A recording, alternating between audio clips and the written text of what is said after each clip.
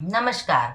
मैं डॉक्टर झरना पटेल प्राकृतिक चिकित्सक हूं और न्यू डाइट सिस्टम की मोटिवेशनल स्पीकर हूं। आप सभी हमारा परिवार हो, हमारी वीडियो देखते हो, लाइक करते हो, कमेंट करते हो, शेयर करते हो, सब्सक्राइब करते हो।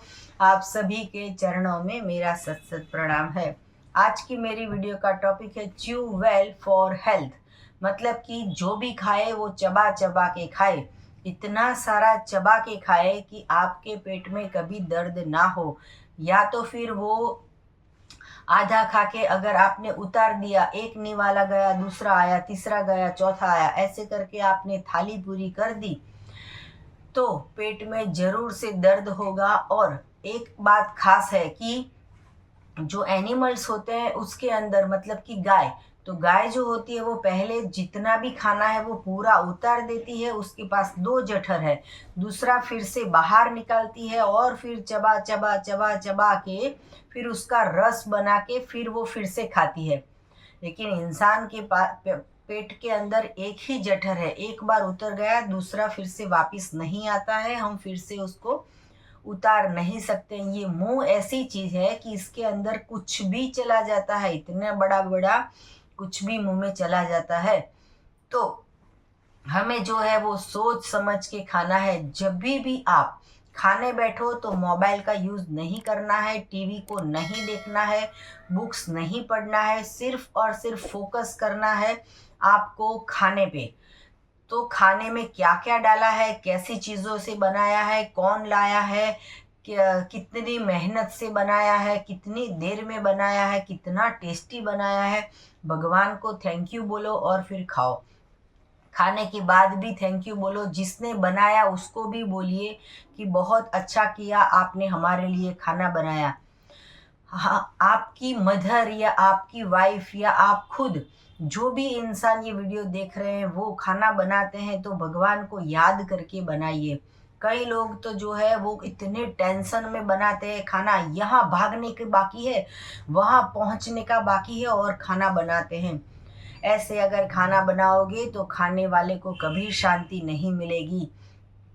कई कई लेडीज तो ऐसे इतने इतने टीवी सीरियल्स देख के षड्यंत्र करती है कि ये आंटी को परेशान करना है, वो अंकल को परेशान करना है, सास को परेशान करना है, बहू को परेशान करना है।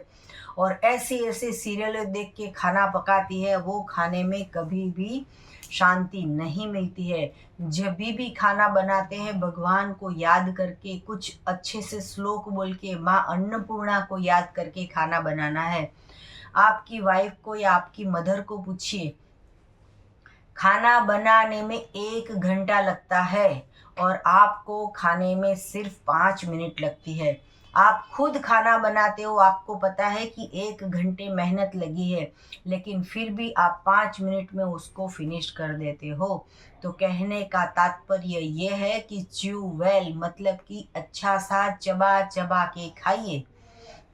जितने भी निवाले आपके मुंह में आते हैं, वो चाहे दाल चावल के हो, रोटी सब्जी के हो, पिज्ज़ा के हो, ड्राई फ्रूट के हो, या चाहे आप कुछ भी खा रहे हो, तो उसको एक मुंह में डाल के उसको इतना चबाइए चबाइए चबाइए चबाइए, वो बिल्कुल लिक्विड हो जाए, फिर उसको पीजिए। गांधी जी ने भी ये कहा था कि हमारे पास 32 दांत है, गलत खा खा के हमारे असली दांत चले गए हैं और मुंह में नकली दांत रखवाने पड़ते हैं, डेंटिस्ट के पास जाने पड़ते हैं। कई कई लोग तो सोने के दांत लगवाते हैं, कई चांदी के दांत लगवाते हैं, कई चांदी के अंदर क्या ना क्या सीमेंट पुरवाते हैं, क्या ना क्या करते रहते हैं, लेकिन अंदर से जो सड़ गया वो कभी भी अच्छा नहीं होता है। तो हमारे इंटेस्टाइन को भी जो खाना हमने खाया है वो सड़ गया है, वो निकला नहीं है, उसकी वजह से दांतों में सड़न होती है। और हम तो सिर्फ ये फोकस करते हैं कि चॉकलेट खाई इसके लिए दांत सड़ गए हैं, तो ऐसा नहीं है। तो जितना भी खाओ, चाहे आप जितना भी खाना है, 250 ग्राम खाओ, 500 ग्राम खाओ, 1 kg खा जाओ, लंच में खाओ, डिनर में खाओ, ब्रेकफास्ट में खाओ, होटल में खाओ, कहीं पे भी आप जाते हो, शादी ब्याह में खाओ, लेकिन जब खाते हो तो एक ही फोकस करना है कि मुंह में लिक्विड करके फिर पीना है। अगर लिक्विड करके पियोगे तो मोटापा नहीं होगा। आप जब डिप्रेशन में होते हो, जब टेंशन में होते हो तो फटाफट से खा लेते हो, वो गलत खाने की वजह से मोटापा होता है, रोग होते हैं। तो हमने ऐसे भी साधक देखे हैं कि जिसको खाने में 1 घंटा लगता है। मेरी बात करूँ, मेरी फैमिली की बात करूँ, हम सिर्फ सलाद खाते हैं, फ्रूट खाते हैं तो भी मेरे लंच में मुझे 30 मिनट होती है। चाहे कुछ भी काम हो जाए, मैं सारे बाजू में रखने के बाद मैं 30 मिनट अपने लिए समय निकालती हूँ। मैंने अभी-अभी ऐसा भी सुना था कि कनाडा में या ऑस्ट्रेलिया में या फिर अमेरिका में पूरे दिन जब हम काम करते हैं, जब लंच ब्रेक पड़ता है तो आधे घंटे का टाइम काट लेते हैं। तो इसकी वजह से इंसान 5 मिनट में खाना खा लेते हैं ताकि आधे घंटे का उनकी सैलरी कट ना हो जाए। तो आप सोचिए कि इंसान कमाने के लिए क्या ना क्या करता है। एक बीवी, एक जो घर में माँ है या बीवी है, वो 1 घंटे तक किचन में खड़ी रह के दाल बनाएगी, चावल बनाएगी, रोटी बनाएगी, सब्जी बनाएगी, पकोड़े बनाएगी, भजिया बनाएगी। 2 घंटे तक किचन में मेहनत करते हैं। और हम तो ऑफिस के चक्कर में भाग के दौड़ के खा लेते हैं, टिफिन में भाग के दौड़ के खा लेते हैं। ऐसा नहीं करना है, शांति से बैठना है और शांति से घर में सारे सदस्य हैं उनके साथ चर्चा विचारणा करनी है। आज क्या प्रॉब्लम आया, आज क्या अच्छा किया, आज क्या गलत किया, आज क्या किसी को हमने खुश किया, किसी की अजनबी से आज हमने बात की, आज किसी किसी की हमने मदद की। तो ऐसी अच्छी-अच्छी बातें कर कर के हमें खाना खाना है। तो मुँह में जब खाते हैं तभी आप समझो कि भूख क्या है। जब आप 5 समोसे खाने के बाद एक छठा समोसा खाते हो तभी भी पेट में जगह हो जाती है, लेकिन 5 एप्पल खाने के बाद छठा एप्पल नहीं खाओगे क्योंकि पेट में संतुष्टि हो जाती है। तो ये प्रकृति के बनाया हुआ लाइव भोजन है और वो हमने बनाया हुआ मूर्त भोजन है। मेरी बात करूँ तो मैं 4 केले खाती हूँ, तो 5वें केले में भी मेरे मुँह में से पानी की बूंदें बाहर आती है, मतलब कि पेट अभी माँग रहा है।